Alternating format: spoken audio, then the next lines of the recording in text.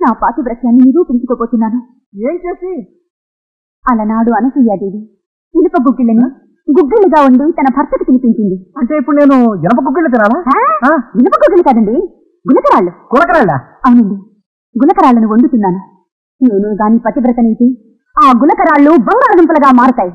వాటిని మీరు తినాలి. ఇదేమిటి, నీకేమైనా పిచ్చి పట్టిందా? గులకరాళ్ళు ఏమిటి, బంగాళదుంపలుగా మారడం ఏమిటి? ఇది కలికాలం జరగదు. జరుగుతుందండి. నేనే గాని పతివ్రతనైతే ఆ గులకరాళ్ళు బంగాళదుంపలుగా మారతాయి. అమ్మా తల్లి, 100కి 100 పాళ్ళు నువ్వు మహాపతివ్రతవి. నేను పొద్దు టిఫిన్ కూడా చేయలేదే, ఆకలి వేస్తుంది. యాండి, నీ ఆకలి ఎక్కువ, నా పాతివ్రత్యం ఎక్కువ. నీ పాతివ్రత్యం ఎక్కువ, నా ఆకలి కూడా ఎక్కువేనే. ఇదిగో ఆకలితో చచ్చిపోతున్నాను. నేను నమ్ముతున్నాను కదా నువ్వు మహాపతివ్రతవి. నేను నమ్ముతున్నాను. నేను నమ్మితే కాదు, ఈ లోకం అంతా నమ్మాలి, వాళ్ళందరూ నమ్మాలి.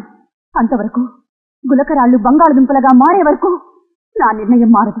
నీ గులకరాళ్ళు బంగాళాదుంపలు అయ్యేటప్పుడు నేను తినేటప్పుడే